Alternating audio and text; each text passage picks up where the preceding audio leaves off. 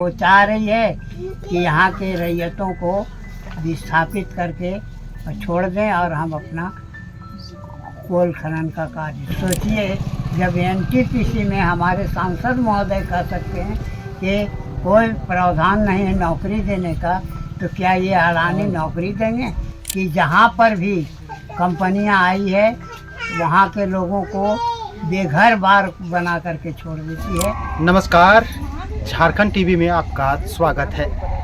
आज हम बड़कागांव विधानसभा में है, जो जिस क्षेत्र में है, ये क्षेत्र है वो गोंदलपुरा का क्षेत्र आता है। और पिछले यहाँ लगभग 602 दिनों से धरने पर बैठे हुए हैं।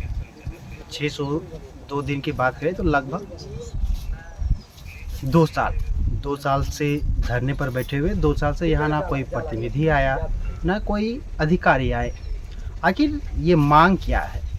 2 साल में किस तरह से यहाँ का जो माहौल है वो बदला है?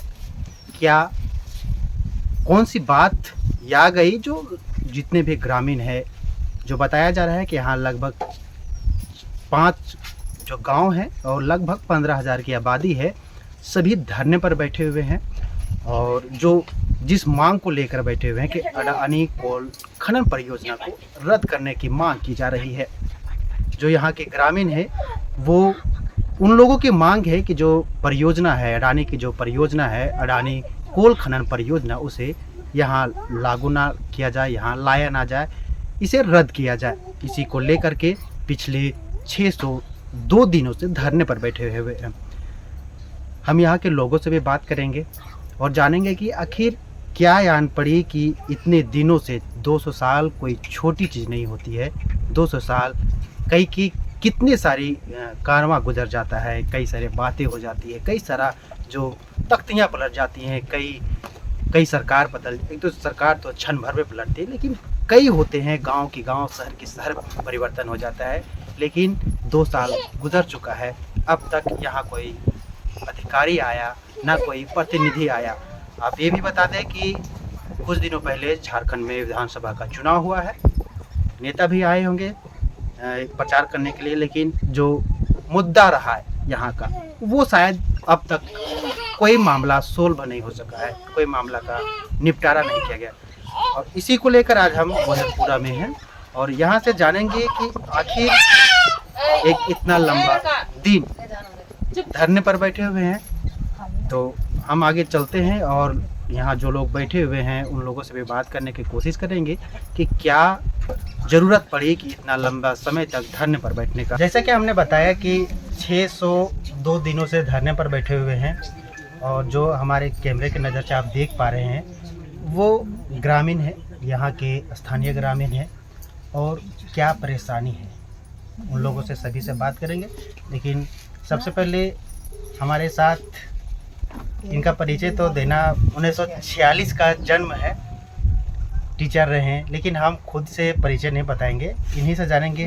पहले अपना परिचय बताइए, क्या नाम हुआ, क्या आज इस धरना स्थल पर आए हमारे पत्रकार महोदय को हम इस धरना स्थल पर बैठे सभी ग्रामीणों की ओर से जोहार है, झारखंडी नमस्कार है, प्रणाम है। सबसे बड़ी बात है कि मैं देवनाथ महतो, ग्राम गोंदलपुरा, मैं सेवानिवृत्त मैंने पूर्व पंचायत समिति गोंदलपुरा का हूँ, रहने वाला हूँ। मैं इस गांव का जिंदगी भर इस ज़मीन में, मिट्टी में हमारे पूर्वज तक निर्वहन करते आ रहे हैं और हमारी आकांक्षा है कि हम लोग भी अपने परिवार को, वारिस को ये संपत्ति, ये ज़मीन छोड़ कर के जाएं, क्योंकि यह ज़मीन 3 ओर पहाड़ों से घिरा हुआ है और एक सरस सलील नदी जो सालों भर पानी देने वाली है, बह रही है। इस जंगल में असंख्य पेड़ हैं, जिसके चलते यहाँ पर घने जंगल और जड़ी बूटियाँ, ये सारी चीज़ें मिलती है।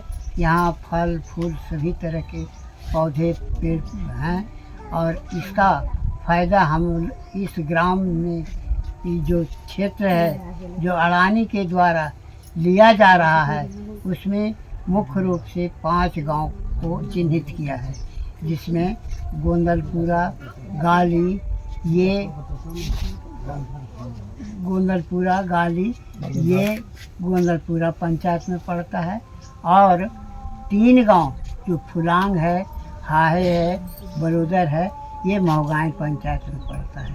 ये 5 गांव मिला करके अडानी कंपनी लगभग 1250 एकड़ ज़मीन के लिए वो आवेदन दिया है और सरकार उसे आवंटित किया है। और हम लोग चाहते हैं कि यह ज़मीन जो 3 ओर पहाड़ों से घिरा हुआ घने जंगल और सालों भर पानी देने वाली जो नदी है उससे यहाँ के क्षेत्रवासी पूरे लाभान्वित हैं और यहाँ की जनता अपनी कृषि से आधारित कार्यों से अपना भरण पोषण और अपने बाल बच्चों के लिए शिक्षा दीक्षा या विकास की बातें कर रहे हैं।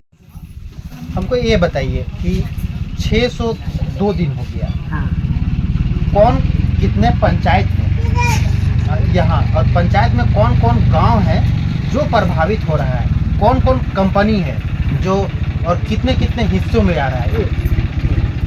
तो ये जो अडानी द्वारा जो आवंटन निर्धारित किया गया है इसमें मुख्य रूप से 5 गांव आते हैं, गोंदलपुरा, गाली, बलोदर, हाहे और फुलांग।